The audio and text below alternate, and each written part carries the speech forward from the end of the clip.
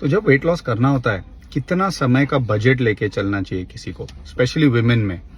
देखो, मैं काफ़ी लेडीज़ को देखता हूँ, उन्हें लगता है कि 3-6 महीने में जितना हो गया ये हो गया, उसके बाद फिर से धक्का स्टार्ट हो जाएगा, वजन फिर से बढ़ेगा, फिर से खेल खेलेंगे। जरूरी नहीं है। देखो, 90% लोग जो करते हैं ना 15, 20, 25 किलो लॉस, वो 8वें महीने से लेके 18वें महीने के बीच में करते हैं, which is the second half of the programme. लोग सोचते हैं कि ये टॉप हाफ में होता है, ये सिर्फ डायबिटिक्स में होता है, और वहाँ मसल फैट दोनों लॉस होता है क्योंकि इंसुलिन कम है।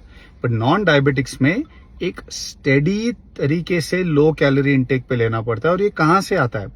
देखो, पहला 5-10% शुरुआत में हो जाता है कोई भी डाइट में, क्योंकि हम शक्कर, तेल, बेसिकली बाहर का खाना बंद कर देते तो अपने आप वजन पहले 2-5 किलो कम हो जाता है, उसके बाद रुक जाता है। इसे होम्योस्टैसिस कहते हैं। बॉडी में सेट पॉइंट रहता है, वहां आके रुक जाता है। बढ़ते टाइम भी ऐसे ही था, या आप भूल गए हो।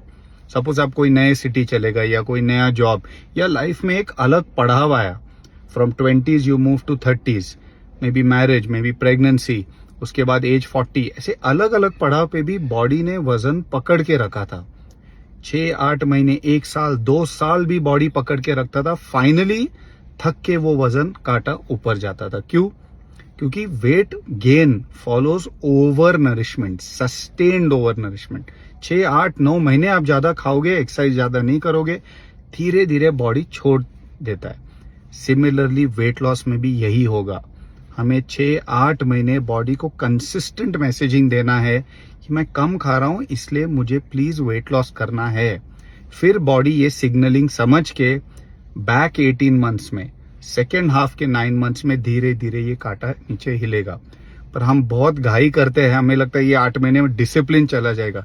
मुझे बस एक चीज चाहिए विमेन से, पेशेंस।